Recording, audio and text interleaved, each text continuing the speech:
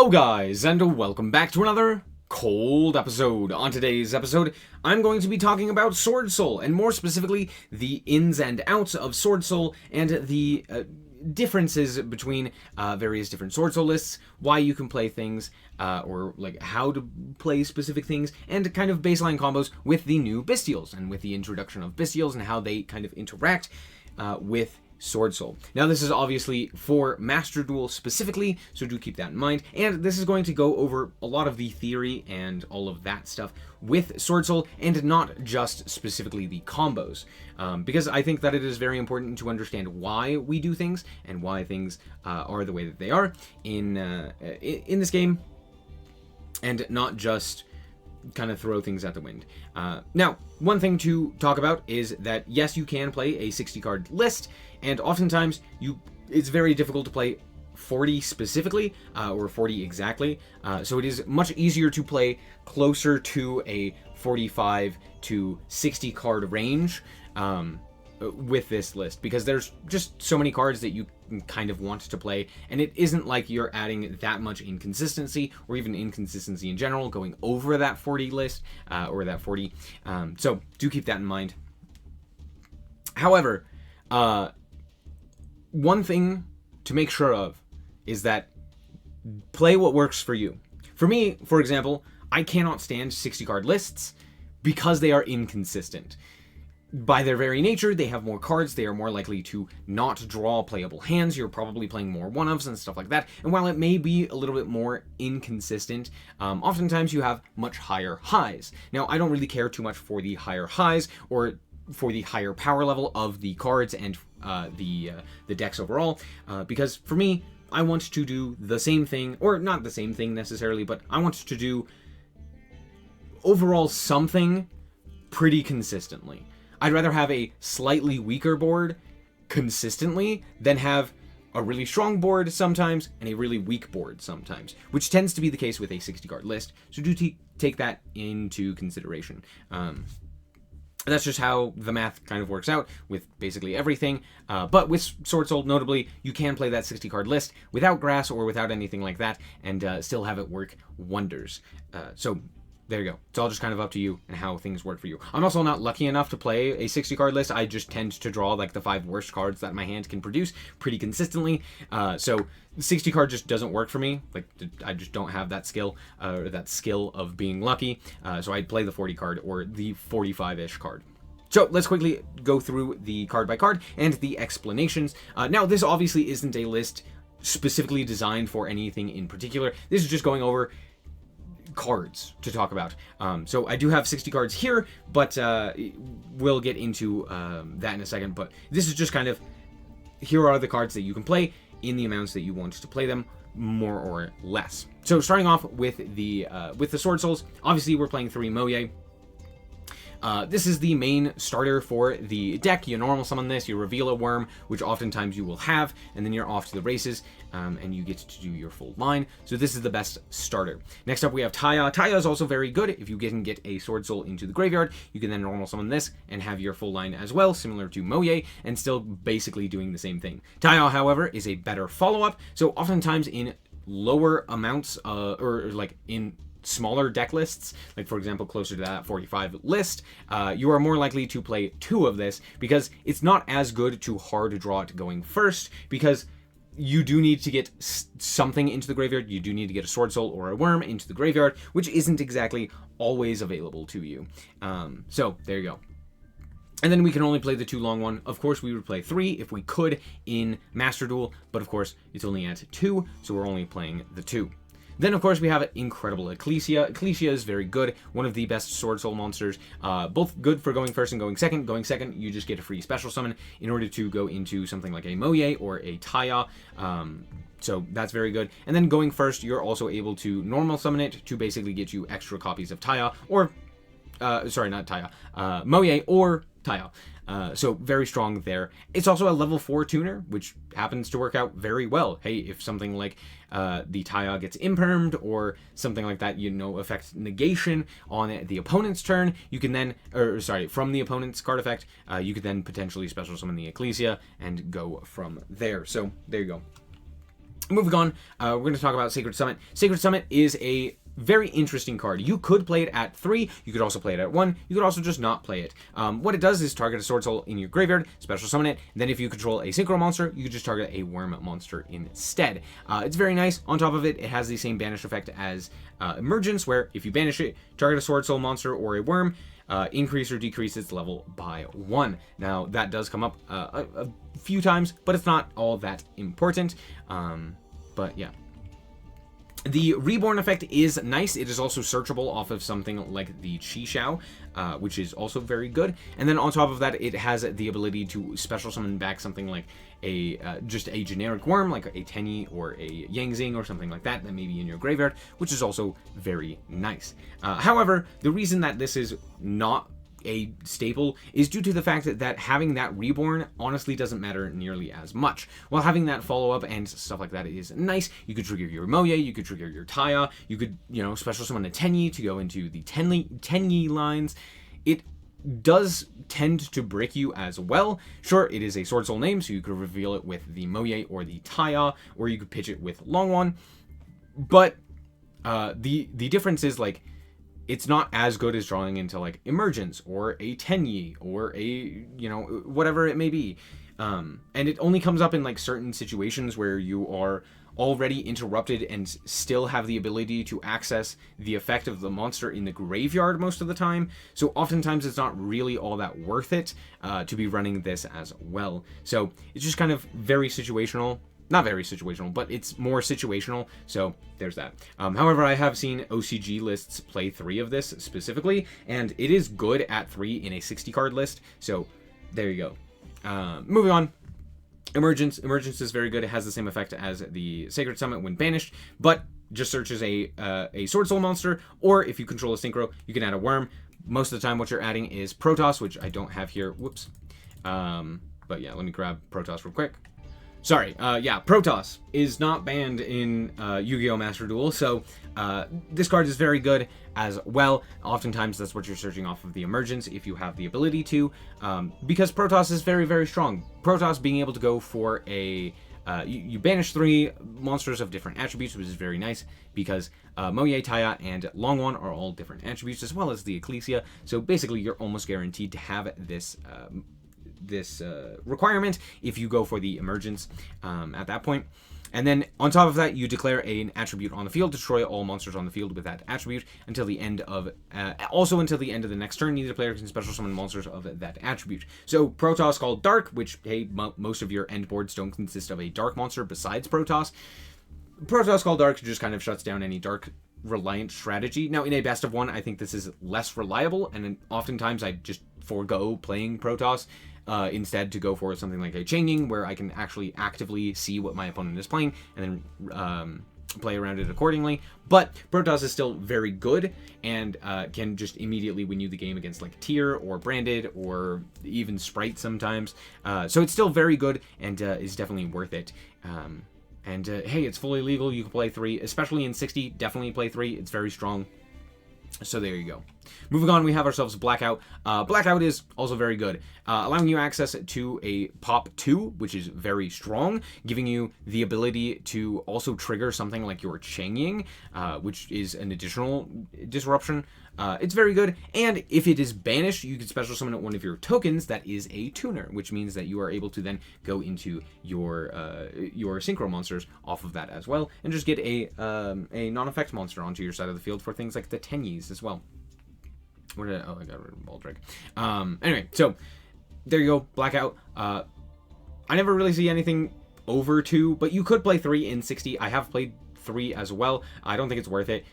2 is probably the maximum. Most only play the 1, especially in lower card counts and like the 45 card count. The reason for that, Blackout is like a kind of hard brick. You can search it off of the Chishao, but honestly, you don't need it most of the time. And the bigger importance is that, like, you most of the time don't need more than 1. So, yeah, that's basically it. Moving on, we have ourselves the Bestials. Now, obviously, Druid Swarm and Magnemut are at 1. We would play more if we could. These are obviously the best options, so there's that. However, we still have good options. We have the Saronir as well. We have Lubellion to search out those additional cards, and then we have Baldrake. Now, Lubellion is fine. Most of the time, you're just using it to search out your Bestials, and sometimes to set things like Branded Beast or Branded Regained to give you an additional set of interactions or additional recursion and what have you.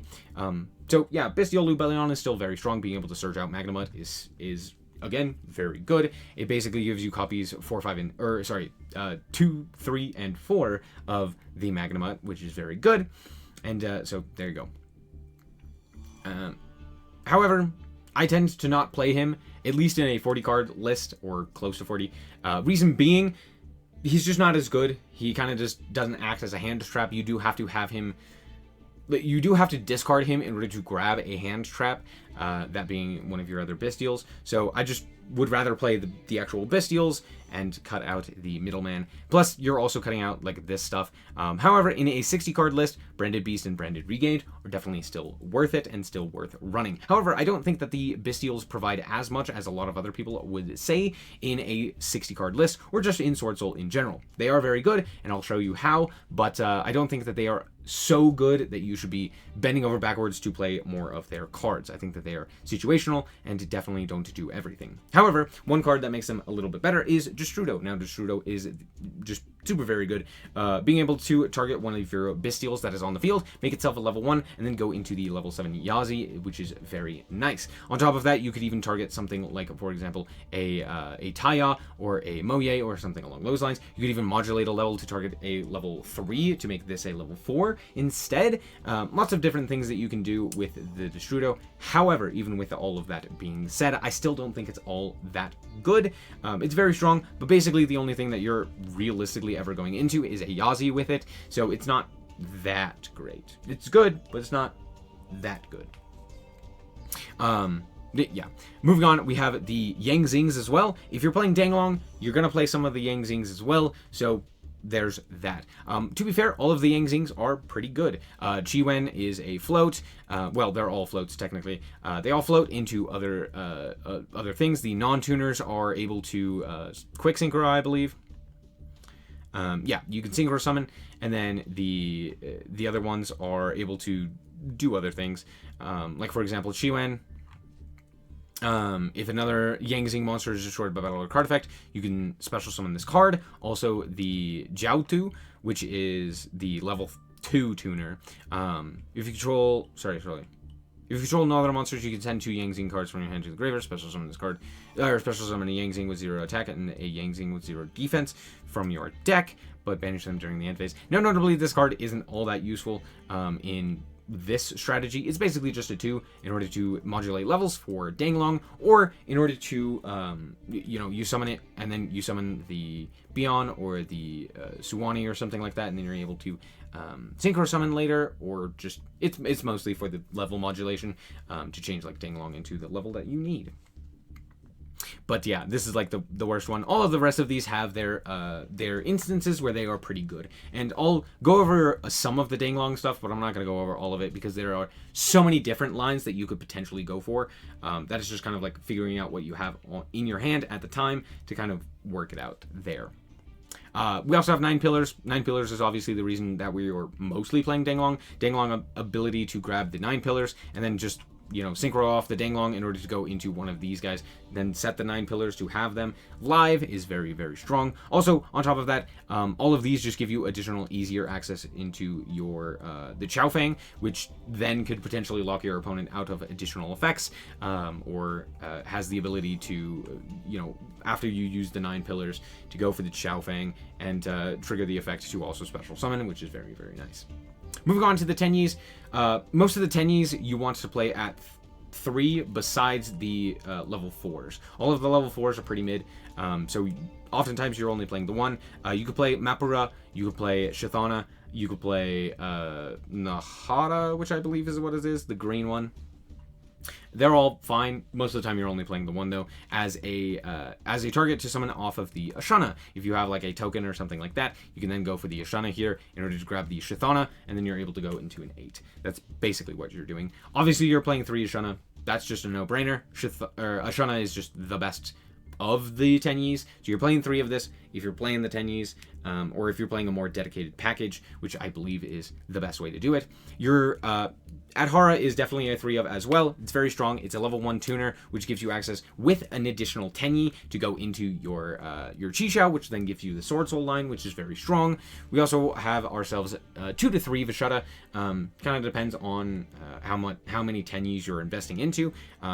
But yeah, Vishada is also very good. It's also a dark for your Bestials. It also is great as like a going second option. You can go like Vishada, special summon it, and then link off into the Monk. Monk then it gives you access to a non-effect monster for the Vishada, and then you can activate that effect in order to bounce a card. Just very, very strong.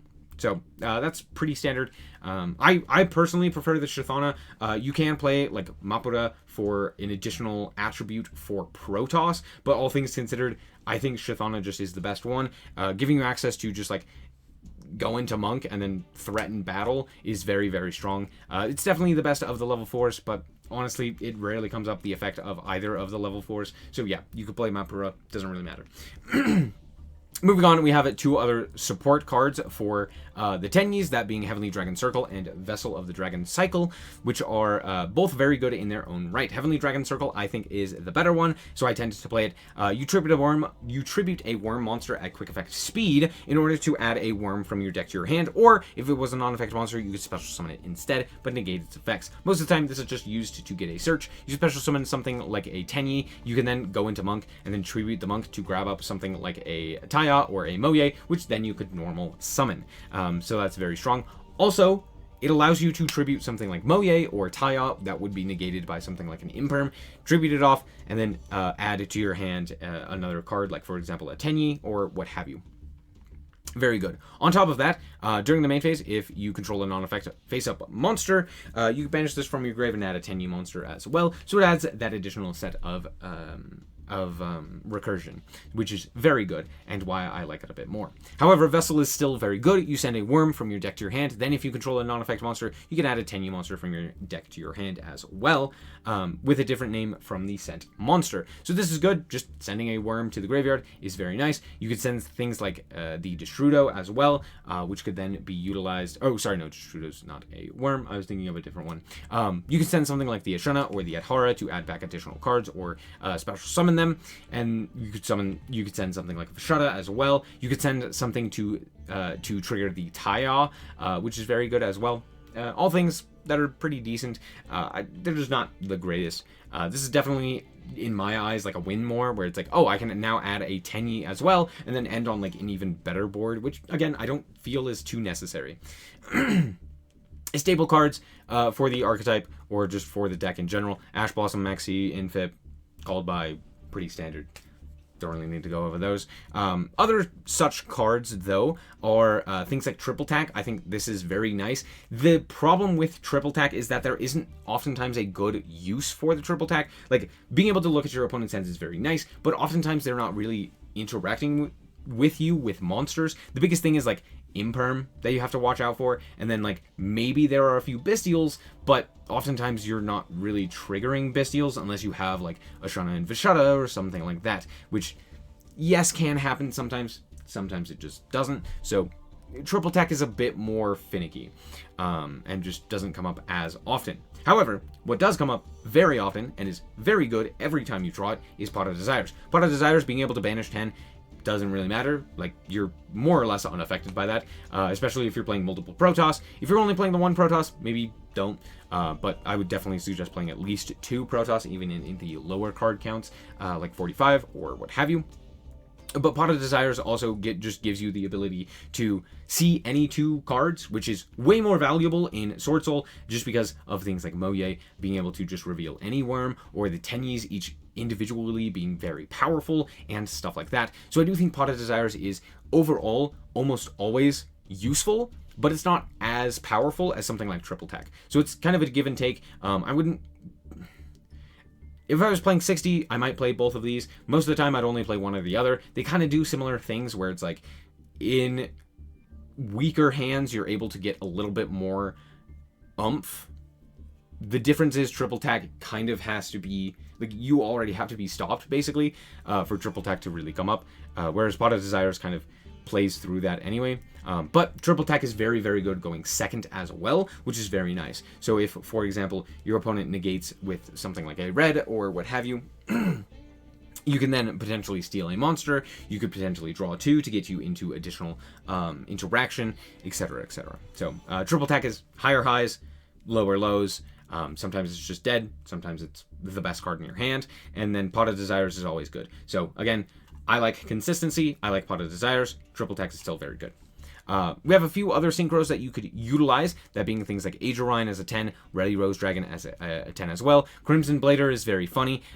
You could potentially use this to kind of lock your opponent out of the next turn. However, it's not as good given the fact that like Sprite is a thing and they don't care because they're not special summoning anything level 5 or higher.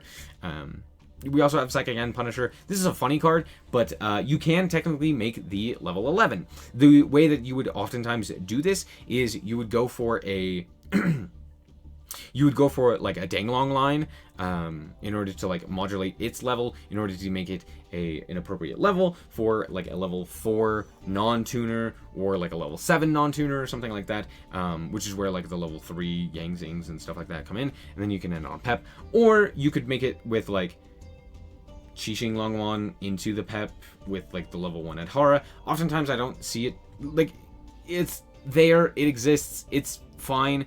I'm not a big fan of it though. Definitely not worth the extra deck space.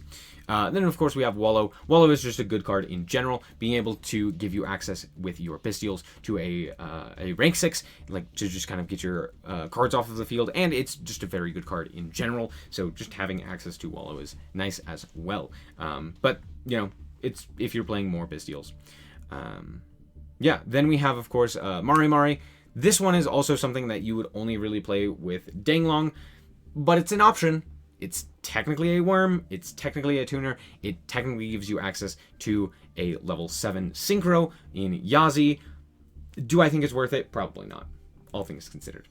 As for the extra deck, I've already mentioned Yazi, but other cards that are notable are things like Baxia. Baxia is very, very strong, giving you access to like spinning cards into the deck.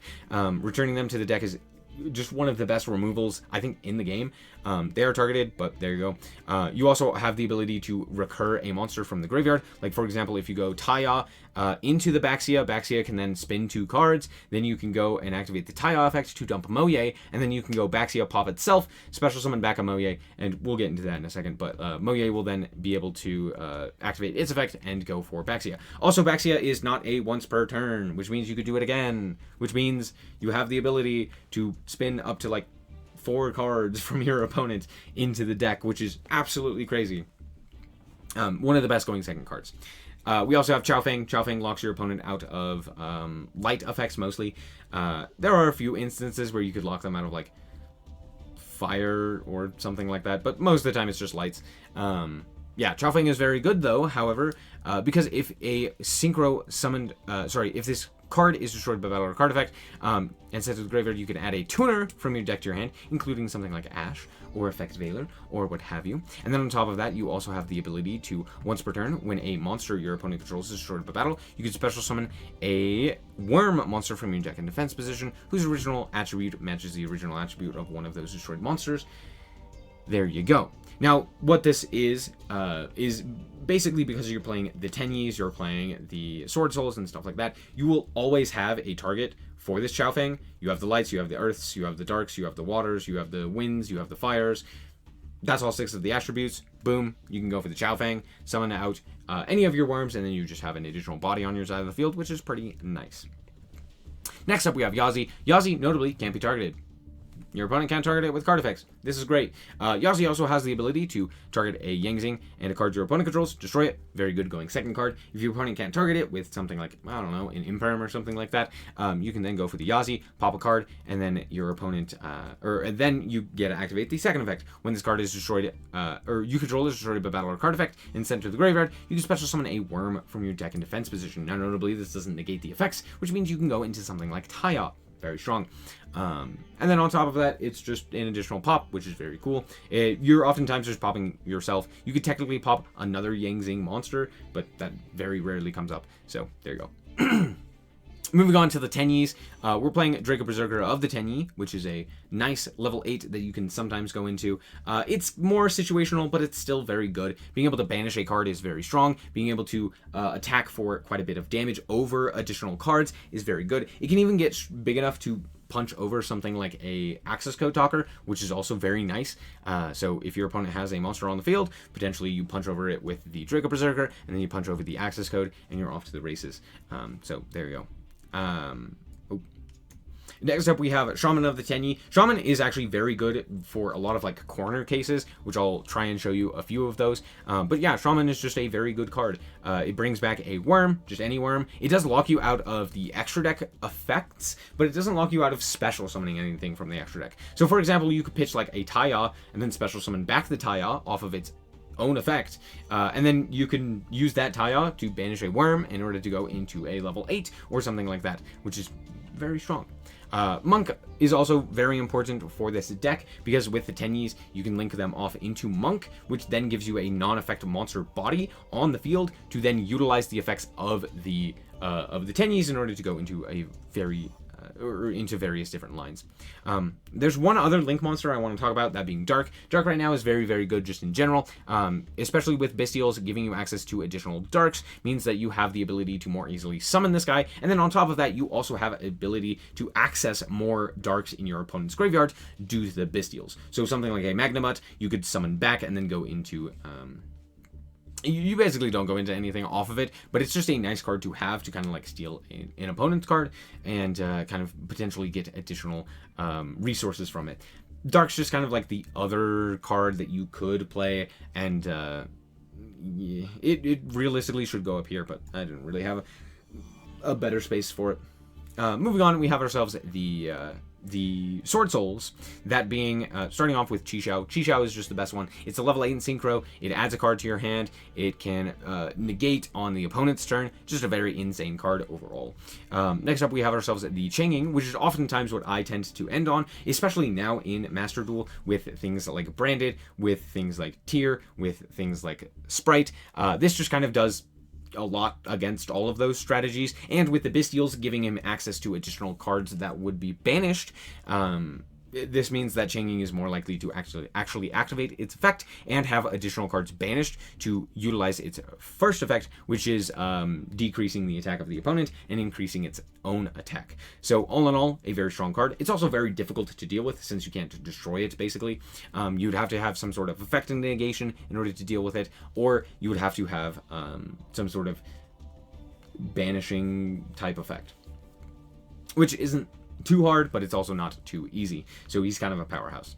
Next up, we have Qixing Longwan. Qixing is also very good, but most of the time I would summon him only if I also have the ability to go into an 8 after going into the Qixing.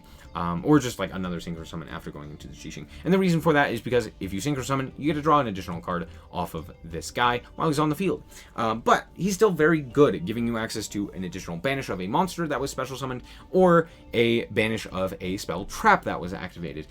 So if they activate something like a SnowiK, you go into the Qixing Longwan, you banish the SnowiK, and now that SnowiK is no longer an issue because it's banished. And then on top of that, it burns, which is very cool. Very good card.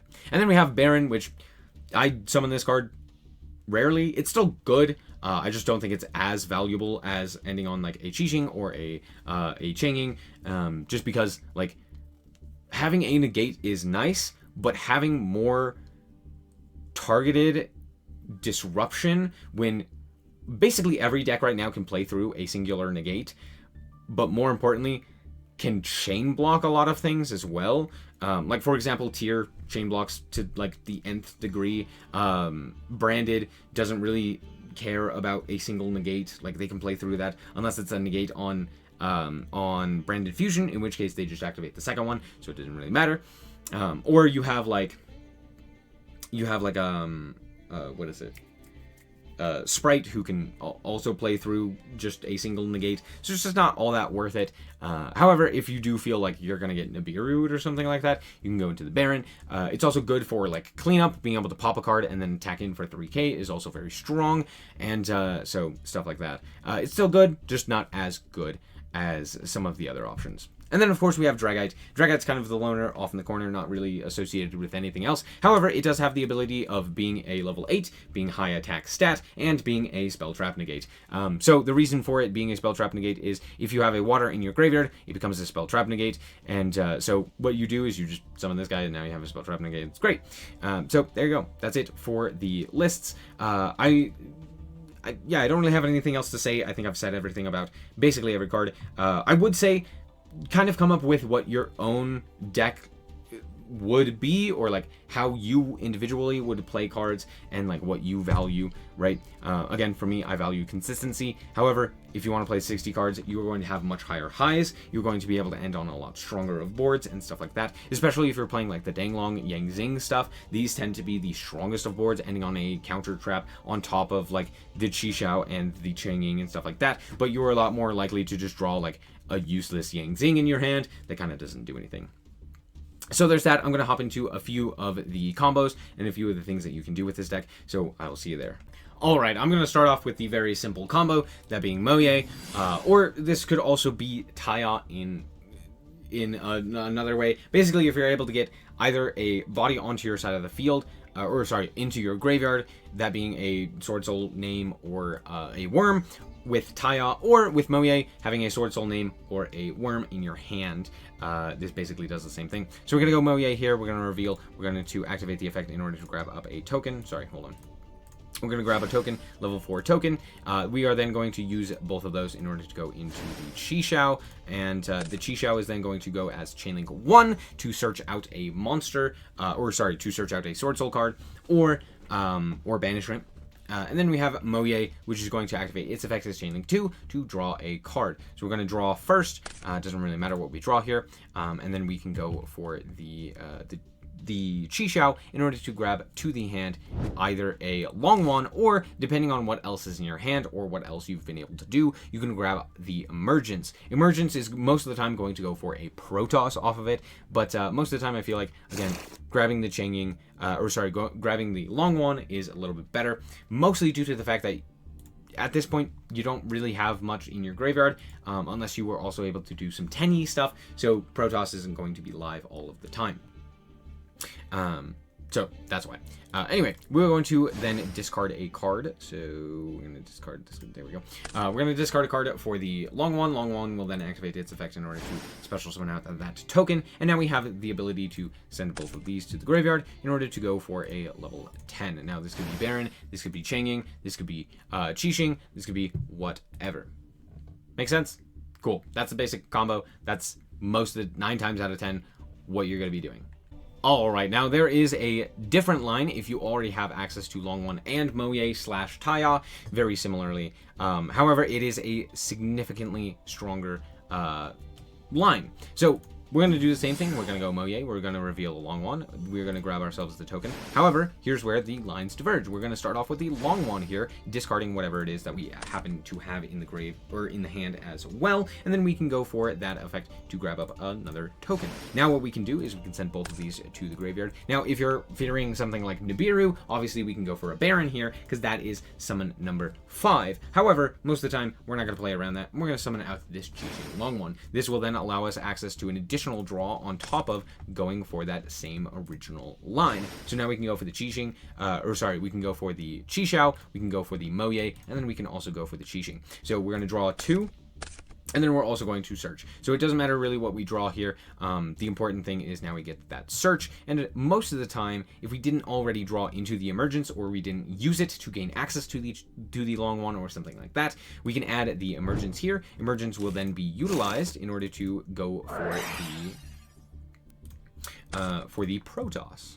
Because at this point, we do have the ability to banish those 3 different attributes for that Protoss. Now, that's not always the case. Sometimes you'll have to like discard a Moye for that effect, but that's fine. We're going to add the Protoss here, and we're going to banish 1, 2, and 3. Banish 1, banish 2, banish 3, and out comes Protoss, and then we can go Protoss Call Dark. So we have ourselves the banish with the negate with the Chishao. We have ourselves they're now locked out of utilizing any dark monsters, which means no access code. And then on top of that, we also have the ability to banish 2 of their cards, a special summoned monster, as well as a spell trap, which is pretty good. You know, field spells are pretty good. Being able to banish one of those is nice. Continuous effects and stuff like that can also be banished with the with that. So yeah, all in all, a pretty decent board. And this is, with what, 3 cards in hand. They were kind of specific, but still. So there you go. That's that basic line. All right, let's quickly talk about the Bestials. Now, the Bestials have a few advantages for them. 1, they're hand traps, which is very good as of right now. 2, they are level 6, which is also very nice, because that gives you access with Adhara, the level 1, to the to Yazi, which means that going second, you're probably able to like normal summon an Adhara and then go into the Yazi, which can then probably proc like a Druid Swarm or something like that. Or you could then just use the Yazi to just fire that off and then get into your combo from that. Or, with a level 4 token, you also have the ability to go into one of your level 10s, like a Baron, pretty early, or what have you, right? So if, for example, you were to get interrupted, you are then able to utilize your Bystial and a level 4 in order to go into something off of that as well, which is pretty nice. Another thing is that the Bystials can also synergize very well with themselves. That being with the with things like Lubellion, you can grab access to your branded regained, which is also very strong, as well as to your branded beast. So if you have access to Lubellion, you're able to grab up these 2 very powerful continuous cards, allowing you to add more recursion and hope that you don't immediately lose. And then you also have Beast to actually add additional disruption. Now, these aren't the greatest in Swordsoul because of the fact that you basically have to use the Bystial half of the deck. So I'm not really going to go over the Bystial stuff as much, but I will kind of just, explain, hey, Bestials are still pretty good. Here's what you're using them for. But do keep in mind, with Ashana specifically, if you do utilize the effect of the Ashana in order to special summon something, you can't actually utilize the Bestials. You are locked into worms for special summoning those, so you can't go and utilize your Bestials after an Ashana. So just keep that in mind. There you go. That's basically it. Alright, so here we have the Tenu stuff that you can do. Now, obviously, this is a more Tenu focused hand, and we're going to kind of talk about more so just what Tenus can do in general. But I'm going to talk about the way that you can utilize the Tenus to go into Chishao. So it's pretty simple. You just special summon the Ashana or the Vashada, and then you can normal summon the Adhara here. Now, obviously, you could also go link off the Ashana if you have that specifically into a monk here in order to then utilize the Ashana, banish it. No, not what I wanted. Sorry, banish it, and then you would summon from the deck the Vashada here. And then that would also mean that you could wait for the Ashana effect and then special summon the Adhara instead of normal summoning it, retaining your normal summon, which is very nice. So having access to Ashana and the Adhara is much more advantageous. However, if you don't have access to that, that's okay, because what we can do instead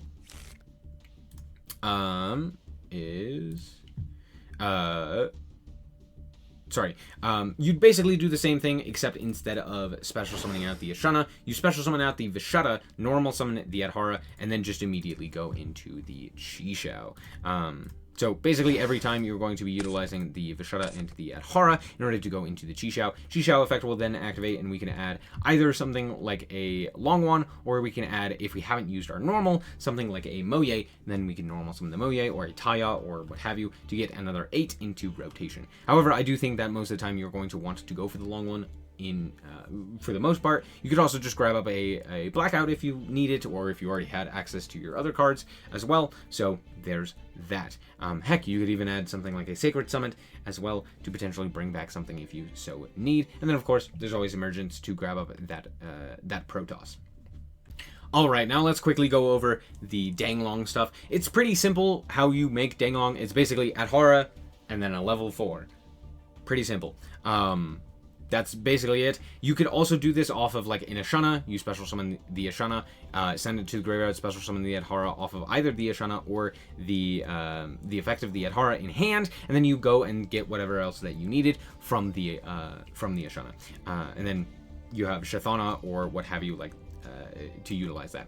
But notably, the Danglong can do quite a bit. So on summon, you're immediately going to search out a card. Most of the time, like 99% of the time, you're going to be searching out this guy right here, the 9 Pillars. 9 Pillars just gives you access immediately to an Omni Negate, which is very, very good. Now, you do need additional follow-up off of this Danglong, but you can also provide your own kind of follow-up by just, setting the 9 Pillars, and then the Danglong will kind of take care of itself. However, we can also activate the effect of the Danglong here in order to modulate its level. Now, notably, I believe you can send any worm. So you just send any worm. You could send a Tenu in order to grab access to your, to like Pep. So you could do Pep stuff with that. You could also grab a level 4 tuner, or like a level 4, like with your Sword Souls and stuff like that. So if you needed access to an additional copy of a level 4, you could do that. You could also send one of your Zings if you have one of those. Like for example, you could send your Chiwen, which is oftentimes what you're going to want to send to the graveyard. That will change it to a level 1, but more importantly, Chiwen in the graveyard means that if you activate the effect, if you end up utilizing this 9 Pillars with the Danglong, what you'll end up doing is special summoning the Chiwen and special summoning with the Danglong in order to special summon out another body, which then you could utilize to go into stuff. There isn't really like a great option, but you could find an option, I'm sure. So there you go. On top of that, you also have the ability to utilize said Danglong with basically anything in your hand or that you already had on field. For example, if you already had a Vishada on your side of the field, what you could do is you could send, for example, a level 3 to the graveyard, and then now you have the ability to sync these off in order to go into a level 10, like for example a Baron or what have you. So that's one of the advantages, dear Lanta, I can't speak. That's one of the advantages of having the Danglong in your extra deck. It just kind of gives you additional options and really does kind of broaden the amount of interactions available to you. And if Danglong goes to the graveyard for that synchro summon, you are then able to special summon out your Zing from the deck. So for example, if you were to utilize, you could even utilize the Danglong to go into something like a Chao Feng, and then you special summon out at level 1 to then link that off for level 10. You could do something like that. I wouldn't suggest it, but it's an option. So yeah, there's that. And then on top of that, just having the Zing on your side of the field means that you can then utilize this 9 Pillars as well, which is very strong as well. So there you go. Alright, so I'm not going to go over too much more. I just kind of want to talk about the overall ideas behind a lot of the Swordsoul stuff, and more specifically just kind of explain some of the things. Yeah, Chao Feng is a really situational card, but when it does come up, and just having that extra level 9 is very nice. And being able to go into this after like utilizing a Baxia is very, very nice.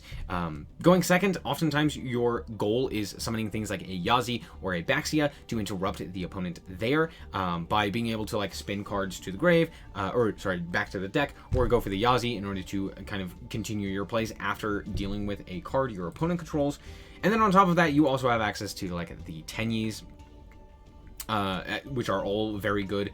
Most notably, the Vishada. Being able to go Vishada effect in order to bounce a card is very strong, and what have you. One thing that Swordsoul has that not a lot of other decks have is basically every card is something that you need to interact with. Longwan gives you access to a level 10, which is very problematic, so you're probably going to have to negate that. But then Moye on top of that has the ability to also just do your full combo by itself. You have Taya, which also has the ability to do the same thing. On top of that, it's incredible as a follow-up. Ecclesia has the ability to special summon itself to then threaten that full line as well. The Bestials also just give you access to big bodies onto your side of the field, while also being able to put out additional threats with something like an Ecclesia as well as a Bystial, giving you access to those 10s as well, which are very strong.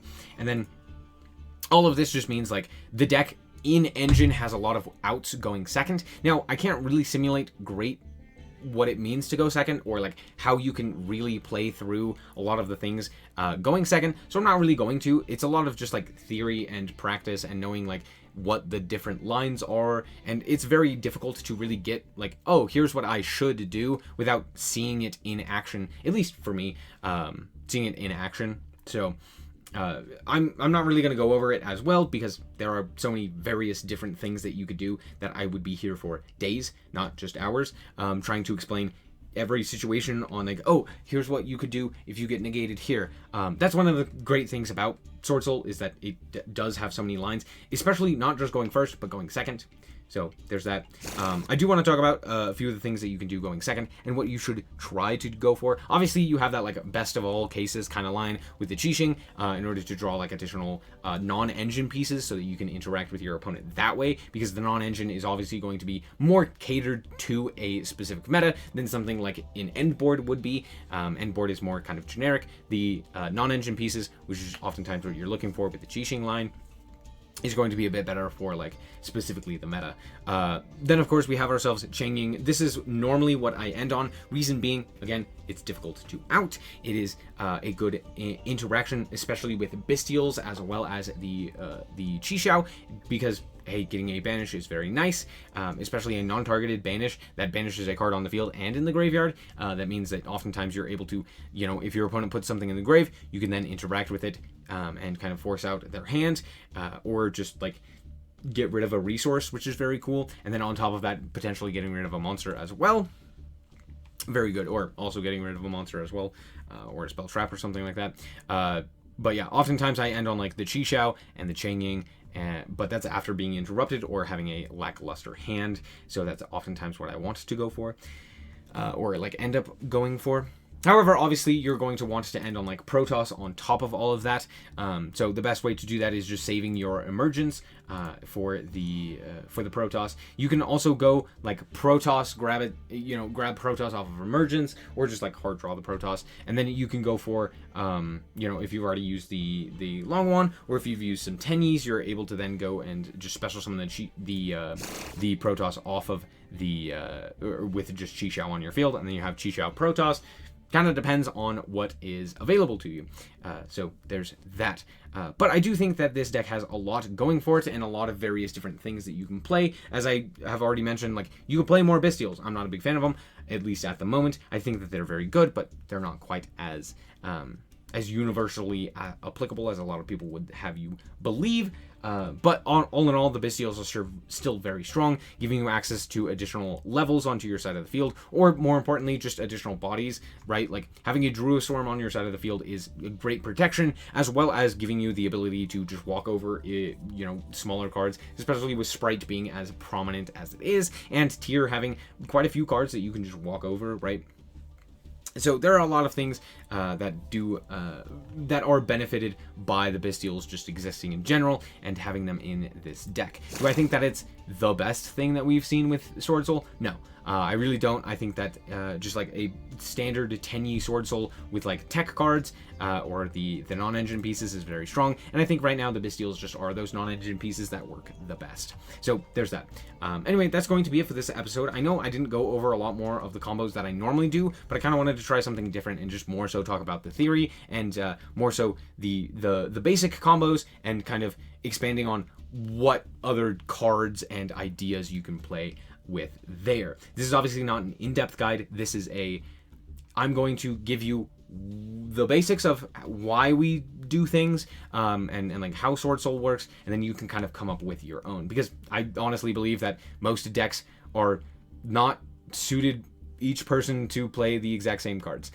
If they were that way, if everyone just played the same deck, it would be, one, boring, but two, I genuinely think that it just wouldn't work. Everyone has a different playstyle, and certain things are going to work better for you than they are others. So there you go. So now it is your turn. Go build the deck yourself, figure it out. Don't just take from other content creators, because that's not going to work the best for you. Anyway, thank you guys so much for watching. I hope that you guys did indeed enjoy. If you did, like us very much, so appreciated. And if you want to check out more content like this, as well as more Yu-Gi-Oh!, then just be sure to subscribe. Anyway, thank you guys so much for watching, and remember to always stay frosty. Bye-bye. Shout out to the Frost Guard, my members. Thank you guys so much for the support, and I hope you enjoy the content.